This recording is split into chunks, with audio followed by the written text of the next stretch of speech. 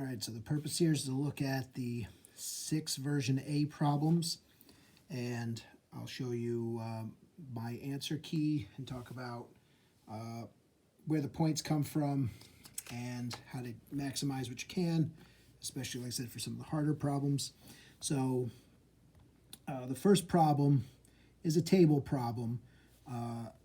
The exam is really big on representing functions really in 3 different ways. The 3 big ways are graphs, analytical functions, so like some equation, and tables. So here they give you, based on hour, how many gallons per hour are coming out. So this is actually a rate of change itself. So this is kind of like a derivative, even though they didn't write r prime of t. R is the derivative of what would be the gallons function. So there's some gallons function, the amount of gallons that are in this thing over a certain amount of time. And then this would be its derivative, this rate function. So this is the number of gallons per hour that are coming out at each given time.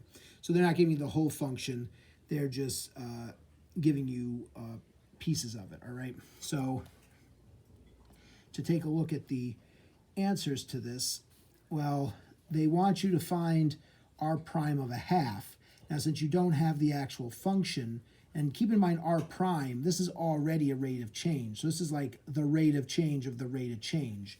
So if you think of the levels of function, there's the gallons function, there's this thing's, the gallon function's rate of change, which is sort of the gallon function's derivative. This would be the gallon function's second derivative. All right, but that's conceptually. Overall, this thing is the derivative of what's here. In order to get the derivative, remember, derivative is slope, and slope would be the best way to get the slope of this, since you can't get it exactly. 1/2 isn't shown. It's on this interval, though. What you can do is use the average rate of change to estimate it. So the best estimate we have for what the slope is of the rate function at 1/2 is to basically use the average rate of change function on these. So that's going to be how we're going to get the solution to that. From there, part B wants us to use a left Riemann sum to calculate this integral. And then we want to be able to evaluate this integral. And then this problem is pretty hard, where they ask about the sum of the sequence in there, and then what it means for being a right Riemann sum and making a derivative out of it. All right, so back to part A. I basically talked about how to solve it. We're going to use average rate of change.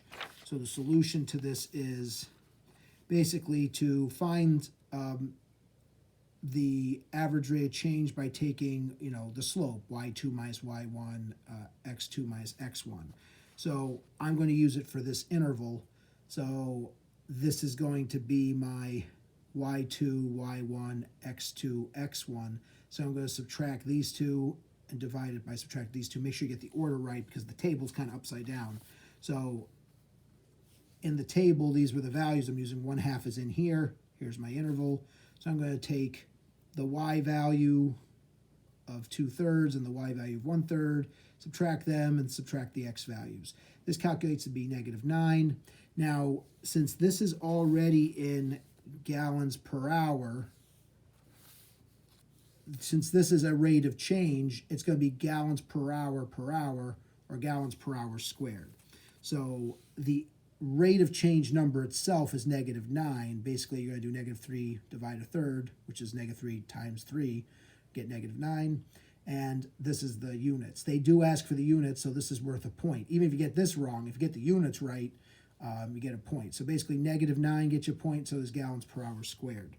Now, for part B, they want you to estimate this integral. Now, you can't get this integral exactly because you don't know what r of t is. So you can't evaluate this as far as getting an exact area using the fundamental theorem of calculus. What you can do is what they said to do, use a left Riemann sum. So basically, you're going to use 3 left side rectangles based on these tables to get this an approximation of this area. So I drew a picture. Here's the function.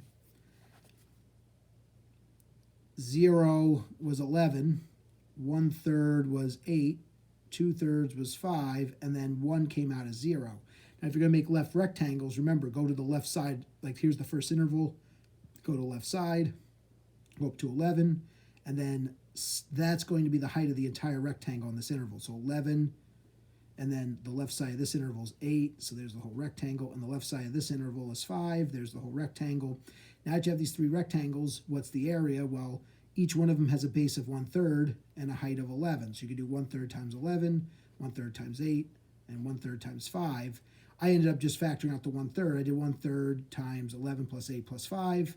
So you get 1 point for making the left Riemann sum. The picture doesn't really get you a point, but if you find the area of these rectangles, there's your point. So this thing comes out as 8. So they actually gave 2 points for this. One was for somehow coming up with the left sum and then finding its value.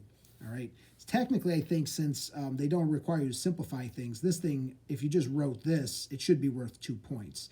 But the concept of the left Riemann sum got you a point, and so did the answer. So overall, 2 points are vested in this thing. And then because you're taking an antiderivative, the units of the original function were gallons per hour. The antiderivative would go backwards up to the gallons function. So the integral is giving you the antiderivative, which is just 8 gallons. So that's the proper unit. So once again, a point for units, a point for the number. So now we're up to 4 points. The next problem wants us to evaluate this integral. Now this thing we can evaluate with the fundamental theorem of calculus, and here's why. So we're not going to do an estimate of this, we're going to get its actual answer. So how are we going to get that? Well, they want the integral of this derivative. That's the key thing, that there's a prime mark here. So I basically want the antiderivative of this. The antiderivative of the derivative is just the function itself. So when I go to evaluate this, what's the integral of r prime of t? Well, it's just the antiderivative, r of t, on this interval. So from 0 to 1/3. The fundamental theorem of calculus says all we have to do is plug in 1/3 and plug in 0. So if I plug in 1/3, I get r of 1/3. Plug in 0, I get r of 0. Now these values come from the table. Remember, back in the table, you can figure out what r of anything is, right? So r of 0 is here, and so is r of 1/3. So I know what those two values are. I'm going to plug them in. So back to the key. R of 1/3 is 8, r of 0 is 11, 8 minus 11 is -3. So there's your 5th point. And then this last problem, which is pretty difficult, basically the giveaway, at least that you're supposed to write an integral, is they say write an integral, and they say a right Riemann sum. So they basically want an integral of this function. So just writing integral of r of t dt gets you 2 of the 3 points, and you don't even really know what you're doing. You just kind of go, I made an integral of a function. But to explain in a little more detail, basically, remember, I was trying to show this in class about the summation notation. So basically, this is a series. It's a way of representing all of these values. Basically, somebody wants to plug in these values in order. They want to plug in the first one, plug in the second one, plug in the third one. In our case, we want right side intervals, but basically it's sort of a mathematical representation of what you were doing here, plugging in that sequence down here and getting out the values. So this is representing the sequence, and this is the change in x. So if you know that, basically, if you take the limit as this goes to infinity, it's that integral. So they ask for the integral. This part and this part, you could kind of just fudge, because if you realize this is r of those points, this is the function r of t, essentially, basically plugging these into the r function. So the r function overall is r of t, and this part is the little stepping. The stepping shrinks and becomes change in t or dt. So basically, just writing integral of r of t dt gets you 2 points. The harder part is what are the limits of the integral, where are you starting, where you're ending. That's where you do have to understand this inner part. Basically, this is representing the sequence. They're saying to start at 1/4, so that's what this number is. Basically, you're going to plug in, because if you make k1, you're going to do 1/4 plus 1 over 2n, but that would be the right side of the interval. So the right side of the interval would be that weird value. The left side of the interval would have just been 1/4. So this is your starting spot, this 1/4. If you plug in 1, it's going to take you 1 unit to the right, and then you're going to go 2 units to the right, 3 units to the right, whatever, until you get to n units to the right. So the last value will be the n plugged in. if you do 1/4 plus n over 2n, the n's cancel, and that makes 1/2. 1/4 plus 1/2 is 1/3. So basically, you're starting at 1/4, and you're ending it when you plug n in, which comes out as 3/4. So that's how I'm getting these things. If you write this entire integral, you get all the points. But this thing's pretty tough to be able to really get a handle on understanding how this thing's limit turns into this.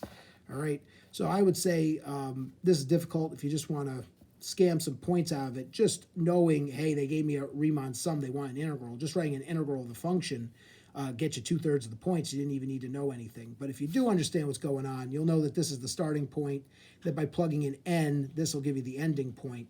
And this is that change in t. So basically up in this problem, basically this part's representative of these values, and this part was representative of this thing. So this becomes that change in t, and then plugging into the function, you're getting these things. So these are all the r of t. So this is like r of t dt, and you're getting that area. Now, if you take the limit as you go to infinity, this is an approximation. The limit as you go to infinity becomes that exact area, the integral, right? This is pretty difficult, so to pass the exam, you'd never really need to fully understand this, but you could scam a few free points off of it if you at least understand to make the integral with the function and the little differential on it. All right, so there's part one. Let's look at question two. Question two is pretty conceptual, and it's very big on that one formula about using integrals to find function values. So that was the very first online lesson I did. We were talking about that when we stopped coming to class. That was one of the last things we did. All right, so in the picture, they give you the derivative. So this is a picture of the derivative, and they give you the area. So they're really nice. They just tell you what these are. This is 2, this is 7, this is 3, this is 1. An overview of what they're asking for. Don't forget that there's a g function here too. They kind of hit it. So there's f prime, and then there's g. So in A, they want you to find the area under f prime, which this is actually supposed to be like an easy question. So we'll be able to do that using the picture. This part's a little more difficult. They want you to find the maxes and mins. This is pretty involved. Here they want you to do the integral of g of x. They want you to just take the antiderivative of that. This one should also be easy. And then this one wants us to integrate this kind of complicated function.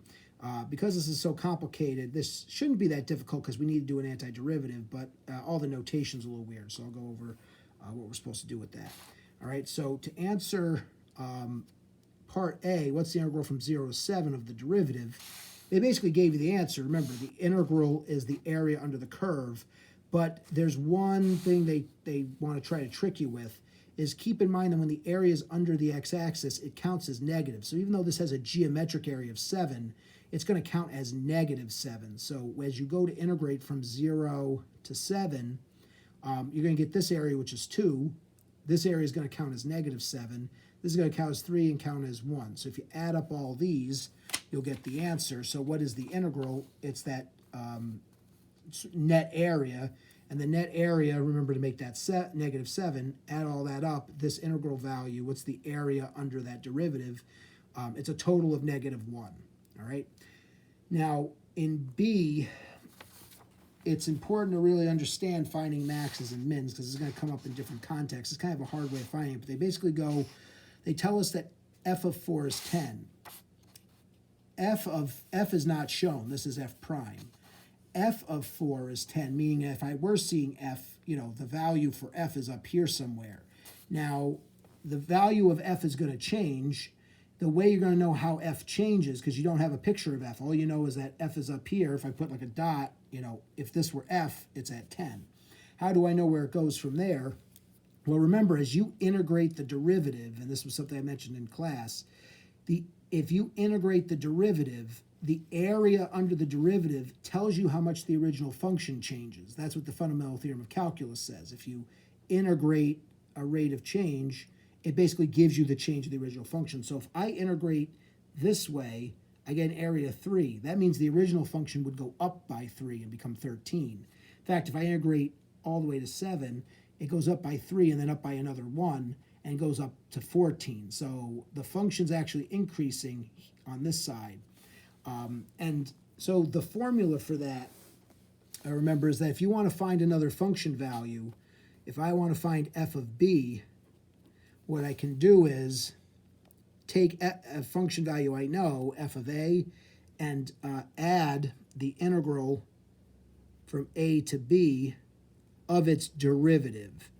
And since they gave me the derivative, that's good news. So this formula is important in many problems, and this one really exploits it. Basically, how am I going to find function values? I'm going to do it by using a function value I know. So I'm going to start at a, add the integral from a to b of f prime. This is basically the area under the derivative. So it's good because I have those areas. And I'll be able to find other function values. So basically, if I wanted to find f of 7, I could be, well, what's f of 7? It's going to be the one that I know is f of 4. So f of 7 is going to be f of 4 plus the integral from 4 to 7 of the derivative. The integral of 4 to 7 of the derivative is this area, all right? So basically, show it, if I wanted to find f of 7, because it's going to be important when solving the problem, I could take f of 4 and add to it the integral from 4 to 7. Now, this value is the area under the curve from 4 to 7. From 4 to 7, the area under the curve is 4, so this whole thing is 4. They told me f of 4 was 10, so I get a total that f of 7 is 14. So that's going to be important for this problem. So now that we've gone over that, how will we answer the question? Well, they want us to find the absolute maximum and absolute minimum. So the key thing about finding absolute max and absolute min is absolute max and absolute min for f, which we're not seeing, happens either at a critical point or happens at the end point. So if we have a closed interval, you're either going to get the max and the min at 0, at 7, or at a critical point. What are the critical points? Well, the critical point of f is where its derivative is 0. So remember, the critical point is where the derivative is 0. Since we have a picture of the derivative, I know where the derivative is 0. The derivative is 0 here, here, here, and here. So there are actually 4 critical points. So I have to check, at first it seems like I have to check 6 points, because I have to check what's f of this, what's f of here, what's f of here, which I already know, what's f of here, and what's f of here. I actually don't have to check 6, because in order to be a max or a min, the derivative has to change sign. Notice that at this critical point, the derivative goes from being positive to negative. It's got positive y values, then it goes to negative y values, because this is the derivative. So the derivative goes from positive to negative. Here it goes from negative to positive. Here it goes from positive to positive. If the derivative doesn't change sign, it can't be a max or a min. So this one's out. So basically, I'm going to have to check the function value here, here, here, and here. So I have to check the 2 endpoints and these 2 critical spots where the derivative changes. So now, put all that together, I'm going to need f of 7, which I found. F of 7 was 14. I'm going to need f of 1. F of 1 is going to be f of 4 plus integral from 4 to 1 of the derivative. Remember, I don't like to go 4 to 1. I'd rather go 1 to 4. So the price for switching these is I have to put a negative outside. So see, I scribbled it out and put my negative in. F of 4 is 10. What's the area from 1 to 4? Well, the area from 1 to 4 is negative 7. So I throw that in, and I get, and remember there's minus signs here because I switched them, so I get 10 minus negative 7, which is a total of 17. I needed f of 0, so I could have used f of 4 to get it, but I basically just used the fact I just found f of 1 was 17. I used f of 1 and then integrated from 1 to 0. Remember, 1 to 0 is backwards, so I flipped it around to 0 to 1, put a minus sign there. The area from 0 to 1, they told me in the problem was 2. So basically, f of 1 was 17. This, I had to subtract the 2 off, and I get 15. And then lastly, that last critical point was f of 4, which they gave me. So I found the value at the end point, the value at the other end point. They gave me the value at this critical point, and I found the value at this critical point. So now that I have all those values, remember the max and min happens either at the end points of the interval or at the critical points. So at this end point, the function was 14. At this critical point, it was 17. at this endpoint it was 15, and at this critical point it was 10. So basically the largest value is here at 1. 1 is where the absolute max is. It comes out 17. And then 4 is where the absolute minimum is. The point they gave me is actually the minimum, and that's at 10. All right, so this was pretty complicated because it required you to know how to find absolute mins and maxes and combine it with finding function values using the integral. So it's a pretty tricky problem, but in the end, after finding all the function values, how'd they get the points? Well, if you use this formula at all to do anything, they basically called it using the fundamental theorem of calculus because that's what this is derived from. You get a point just for finding any one of these areas. So if you could do any of these, there's 1 point. You had to know to consider the points 1 and 4 because they were critical points. If you somehow found those were critical points or set it, that was a second point. The fact that I evaluated them and showed that I was finding their values gets me that next point. I also did note I didn't have to do f of 6 because there was no sign change on the derivative. But you could find f of 6 just to be safe. It wouldn't be a max or a min. Finding the max and min and then the justifications for them got you 4 points for this. And then so that very last problem, because this one's also tricky as well, finding this weird integral. To find that weird integral, they gave me g of x, so I'm going to use that. Basically, f prime of g of x, well, g of x is 5 minus x squared, so at least gets rid of the g. Now I have this.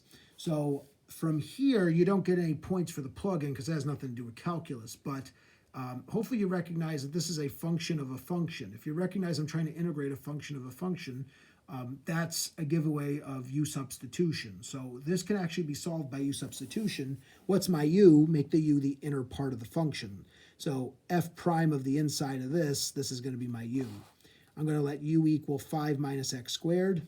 So then I need to calculate du, because remember, I got to get rid of all these x's. And notice there's this suspicious x out here. This is actually out here to help you do the u substitution. So 5 minus x squared is my u. Du is the derivative. The derivative of 5 is nothing. The derivative of negative x squared is negative 2x, and that little dx pops out. So this allows me to actually get the substitution. Since I made u this value, I get f prime of u. Now, since the du is negative 2x dx, I only have an x here. So I have to give it the negative 2.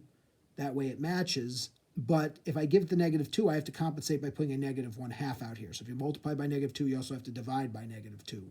That way you balance the problem and you didn't do something illegal. So by putting this here, notice now, in compensating with it, I have negative 2x dx.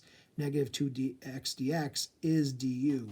So that gets everything in terms of u. So now I have f prime of u, and negative 2x dx is du, and I have negative 1/2 out there. The last thing you have to be very careful with is that you make sure you change the limits of integration.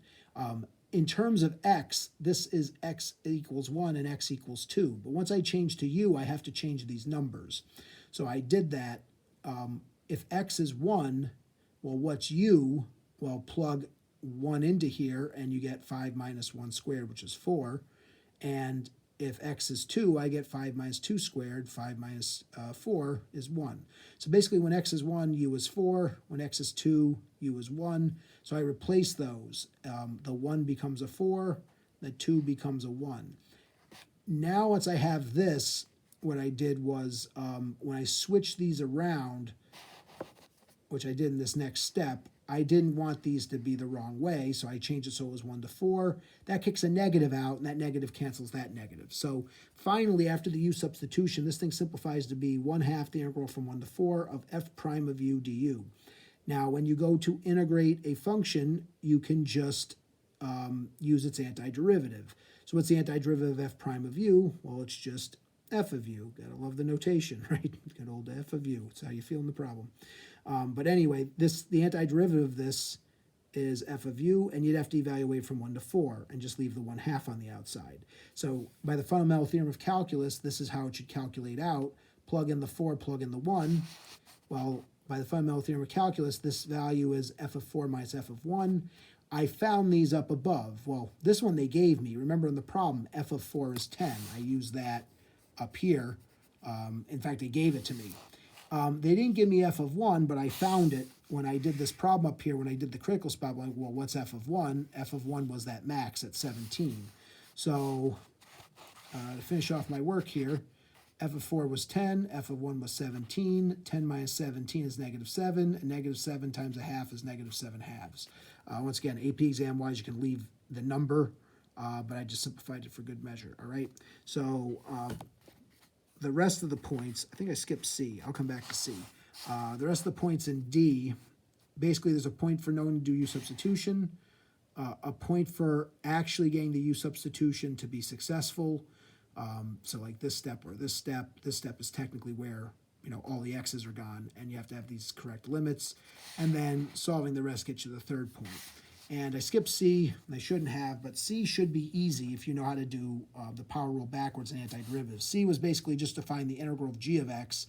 There's g of x. It's a simple polynomial, so this should be a gimme. Like this is an easy problem. Antiderivative of 5 is 5x. Antiderivative of, you know, x squared is 1/3 x cubed, and put the plus c on it. You get that. It's only worth a point, so if you make one little mistake, you won't get the credit. But it's not. It's something you don't want to miss. It's an easy point. All right. So this whole problem 6, I would say, was pretty challenging all over. I mean, to give you the basically difficulty. This should be easy. This shouldn't be that hard, but you got to be careful to make sure that you make the rectangles correctly. This one also, if you understand antiderivative, shouldn't be that bad, but it's weird because it's got the function in it, so you got to go back to the table. This is definitely difficult. On this problem, this was basically half really easy and half really difficult. A and C should be really easy. B and D were pretty difficult. All right, so there it is. Hopefully that helps, and look out for some more of these videos. Stay safe till then. Actually, stay safe the whole time.